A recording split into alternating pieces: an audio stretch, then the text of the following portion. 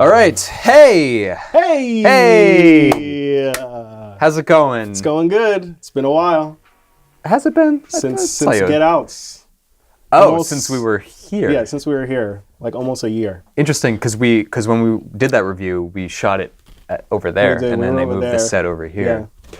But to the people watching, that doesn't mean anything. Doesn't mean anything at all. So welcome to me and Dorian's sort of end of the year wrap up of our favorite movies of the year. So, how does that make you feel? How's your ass? How does that feel? It feels good, you know. Yeah. I try to see as many movies as I can every year, so that's very important to me. Me too, yeah. And it was a nice perk working at a movie theater and being able to it was see free movies. Shouldn't gloat about that. Okay, so just to jump right into it, do you have a top 10 list? I really loved Brett Morgan's Jane, which is a documentary about Jane Goodall.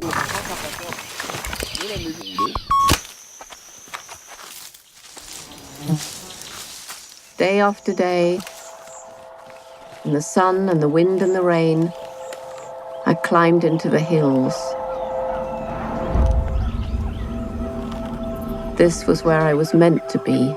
Preserved archival footage from the 1960s shot by your husband and featuring a new score by Philip Glass and a new interview. Shot by her husband? Yes, she went to Africa with the intent of making, a different kind of, the type of documentary that they made in the 1960s, very, like narrated by like Orson Welles. And but now there's, the filmmaker Brett Morgan, National Geographic gave him like 140 hours of this, 16 millimeter beautiful color photography from Africa, and it features a new interview from Jane Goodall, and it just kind of plays like this romantic epic with this like Philip Glass score, just her musings on working with chimps, and monkeys and all that. That. Yeah. So, yeah. How long are you going to be associated with the chimpanzee? Until I die. So what else on the list? I would include David Lowery's A Ghost Story. When I was little, we used to move all the time. I would write these notes, and I would fold them up really small, and I would hide them. What'd they say? They were just like things I wanted to remember, so that if I ever wanted to go back, there'd be a piece of me there waiting. People that have put it like a target on my head for liking this movie, and that's fair enough. I can understand people thinking it's pretentious. I think I saw that movie at a particular point in my life, and it sort of just made me think about time and memory, consciousness, and makes sort of present time and time after life all time. And if you've seen the movie, that will make much more sense to you. And if you haven't, then that just sounds like a bunch of bullshit.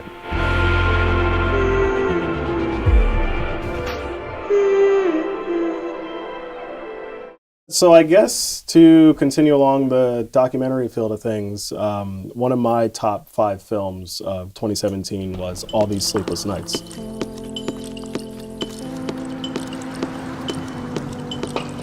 Stop thinking so much. Let's have a drink. There he is. Time is running out. And I know that you saw this one as well, and we kind of had a little bit of differences as far as like what we liked and what we didn't like about it. But pretty much All These Sleepless Nights, just to give a quick description for the audience, it follows 2 young guys in their 20s. The director, who claims to be friends with these guys, decides to build his own camera setup and everything, and pretty much just follow them around Poland, I believe it is. Poland, yeah. And so the camera is pretty much doing a Lubetsky, moving throughout the crowds and type of things as these 2 young guys go from club to club pretty much. And the entire time you watch the film, or at least for me, you're kind of questioning, is this the life of these two young guys in Poland? Do they really just go around to party nonstop, or are they just, putting on a show for the camera? Yeah. Is it staged? What is the definition of documentary or of nonfiction? And it's beautiful, and it raises a lot of very beautiful, interesting and questions. I think that was one of the reasons that made me so drawn to it, was because it posed those type of questions, like what is a documentary, or how do you separate or differentiate rather documentary from reality. And I think he did that really well. I remember watching an interview that he had with, there's very few interviews, but one of them that he talked about, he doesn't like the title of documentary. He more so likes, he called it just an experience. And that's certainly what it was. I mean, I know for me personally, watching it, I started to think about like how we like to portray ourselves in front of a camera, or how we want others to see the way we live, or how we would like our lives to be seen to others. So I thought that was pretty interesting. Like now. Like right now. Like how do we want people to think about how we talk about movies? Right. Great. And then I guess one of the other movies that's on my top 5 list is Gook. And we also saw that together. That was at the Montclair Film Festival earlier in the year. Yo, what does that even mean? Oh, Gook? In Korean, it just means country. Why is she? Hey, Camilla, get your stuff. You've been going down to them Gook stores. They're not your friends. They're using you. They treat me like family. Family? Whoever said. And Gook is a small feature film that follows the story of a Asian American guy, young 20s. Store owner, local, like, I guess bodega, I guess you could say. Right. Or actually, no, it was a shoe store. His father's shoe store, I believe. Yeah. And it pretty much is set in the time period of the LA riots, which that in and of itself is a very interesting topic to talk about or to show to people. So that was a powerhouse film. It was really interesting to see how other people besides blacks or African Americans were affected by the LA riots. It kind of reminded me a lot of things about that time period that I didn't realize others went through. I mean, me being an African American myself, I'm always thinking of what we went through, but I didn't, it definitely made me think about what others went through more. How others were affected and how others were robbed or beaten or had things taken from them, whether it was their lives or, just the store, like the store was taken from them. So. Yeah.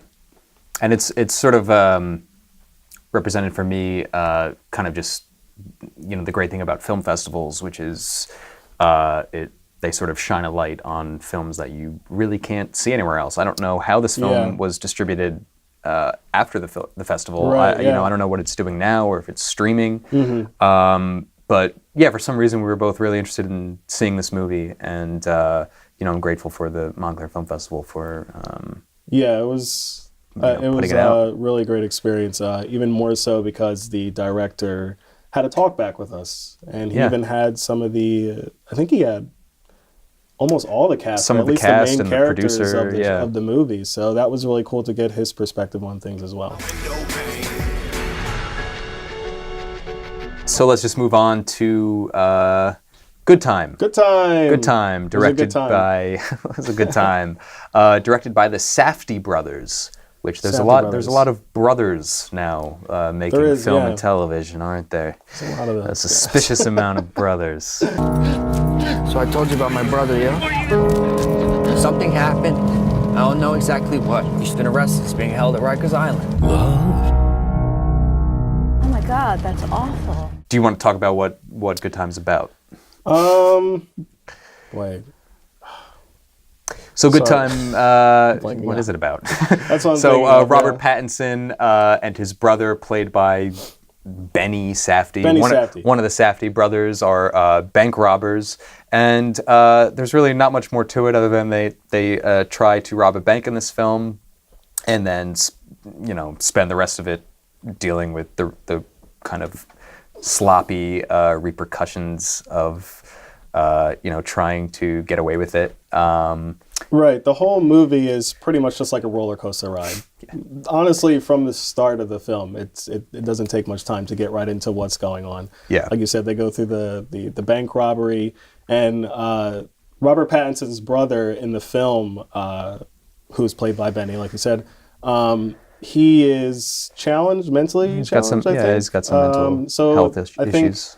Robert's character, he kind of takes advantage of that a little bit, and that kind of just spirals into a whole nother mess of things.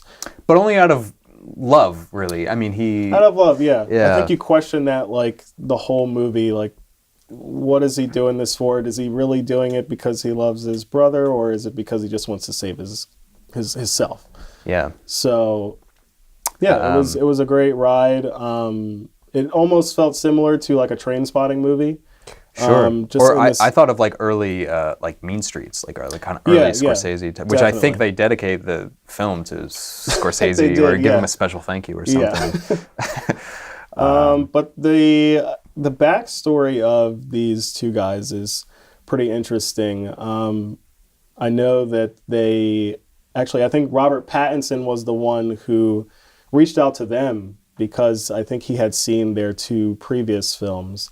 One of them is called Daddy Longlegs, and I haven't seen that. And then the other is called, I think, Heaven Knows Best.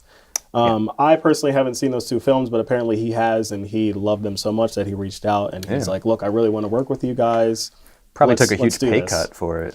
Probably did, but he seemed like, as far as from the interviews I saw, he really enjoyed the experience with them. It's a great performance, and it's just a very kind of gritty, energetic film. Has a real pulse to it. Kind of like while I'm, having a blast, I'm sort of like feeling like itchy watching it. You know what I mean? Like you feel kind of like uncomfortable, like you're like sitting in like bed bugs or something. But, for me, it was definitely his best performance. I know you've mentioned that he's really good in The Rover as well. He's really good in the Twilight movies too. Those, those are.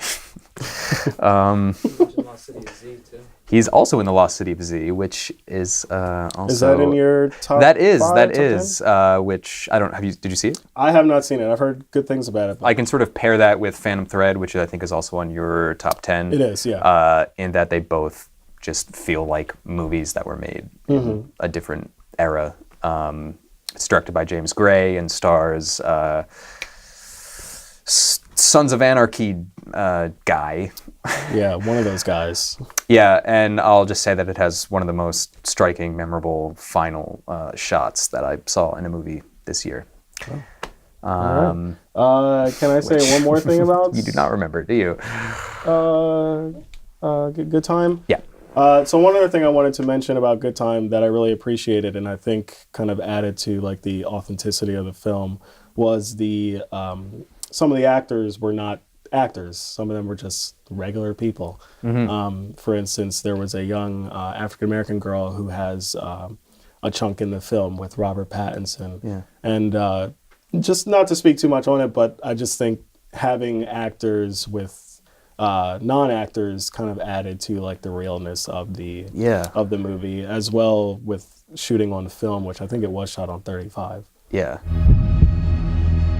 It's a nice dream. That the doctor from the film or the psychiatrist from like the first scene, and I think he shows up a couple more times, was like he's like a criminal lawyer. Yeah, he was a non-professional actor. I just read that recently. I'm like, what? But that's actually a really good segue into my next film, which is The Florida Project. The man who lives in here gets arrested a lot. These are the rooms we're not supposed to go in. But let's go anyway. Could you give us some change, please? The doctor said we have asthma and we gotta eat ice cream right away. Here you go.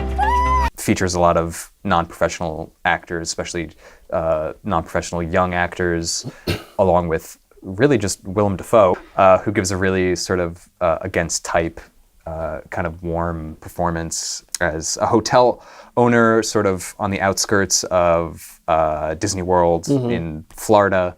The Florida Project, I think, was what they originally called, the construction site of what would later become, this vast Disney World. Directed by Sean Baker, who, is a real, independent, socially conscious director. His most recent film previous was Tangerine, which he shot on an iPhone.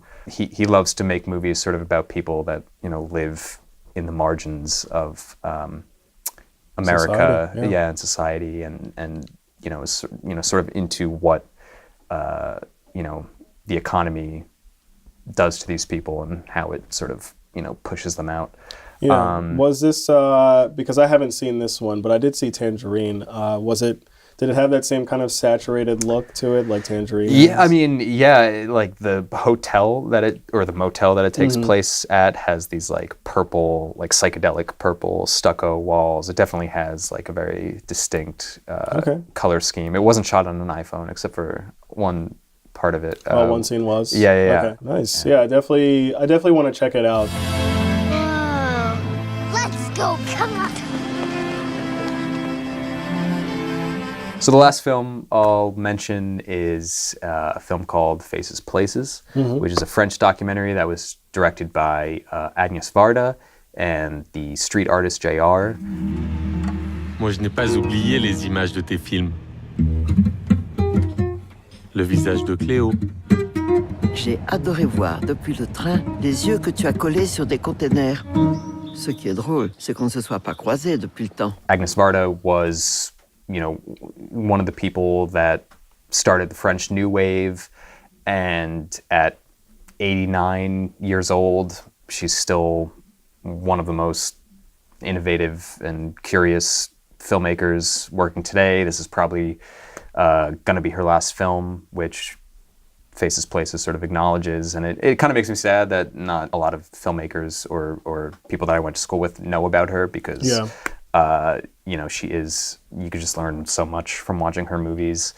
And so she's 89, JR is 34 years old, and it's sort of a road trip documentary. He drives around a van, and the van has this giant blow-up printer, so he takes portraits of people and then blows it out in like a huge format, and then pastes portraits onto facades of various buildings through the French countryside. And it just sort of goes into, what it means to be part of, a landscape and a community and a class. And Agnes Varda, at 89 talks about, her memory and, her sort of fading vision and just, kind of like the coming of death in a way that I found really... poignant and sad and beautiful. And I don't know, it moved me in a very real way. And, in a year that was sort of had so much sad news, it just kind of brought... uplifted you in a bit, in a it did. way. Yeah. It brought me, joy. And I needed it. Yeah, I needed it this year. Would you say that's, I know it's in your top 5, but is that your favorite doc of the year? Yeah, I think it is. Yeah. Le but, c'est le pouvoir de l'imagination. Are there any other films or documentaries from this year that you stood out to you? Yeah, so there's one more that I'd like to talk about, and that's the Reagan show. Yeah. And that was also at the Montclair Film Festival. That's why New Hampshire needs John Sununu. Together, we'll make America great again. I think appearance is very important, but it's also staging. It's how you stage the message. It's not for me, honey. It's a game. That's it. Super! Same as Jane is comprised entirely of archive. Yeah. Which is extremely impressive to sit through that amount of footage to put something together. Yeah. But they had such a huge wealth of information at their hands. They put together this amazing piece that kind of brought you inside of Reagan's life, behind the doors and away from the cameras and stuff like that, to show you how he was as a person. Yeah. And it kind of shed a spotlight on Reagan's time as an actor and him being an actor, how he's able to, portray himself to America and the people in a certain type of way that makes them love him and make him seem like this, this hero, this great, fantastic guy. Yeah. They find such incredible footage that shows that he's really just putting on a show for these people the entire time. Even his wife is not really into it that much. Yeah, Nancy, yeah. Yeah. She kind of goes along with it, but gets a little tired of it. Yeah, and it goes into how he sort of handled Gorbachev. He was like the first president that like sort of insisted that cameras like follow him everywhere. That's true, like I think up to that time he was the most like televised. It was the most televised or recorded president in history. Yeah. So Reagan show, it was a good one. Very, very good show. It's got a lot to say about then and now. Yeah. So I definitely recommend it to anybody. If you are into documentaries, go see The Reagan Show. It's really good. I think it's on iTunes right now. Mr. Gorbachev, tear down this wall.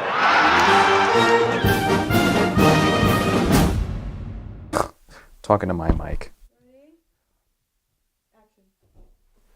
Hello. Thanks for watching our In the Fold end of year wrap-up special. 2017 was a wonderful year for films. Hopefully you'll join us next year when we do a whole bunch of movies that nobody else has ever seen. Bye-bye. Bye. Bye. Bye. Bye-bye. Bye. Goodbye. Bye. Goodbye. Bye. 2017. Bye. Bye. 2017. Bye-bye. Bye-bye. Bye. Take Bye. care. Welcome 2018. Bye-bye. Happy New Year. Thank you. God bless you. Cut. Take that, Mr. Gorbachev. Hi, Mike here from Rabbit Hole TV, here with our mascot Pumpkin. Say hello, Pumpkin. Thanks for watching In the Fold. If you like what you saw, please subscribe. And if you really like what you saw, you can check out our Patreon, where we have behind-the-scenes photos and videos and other cool stuff if you want to get more involved with the show. Say hi, Pumpkin.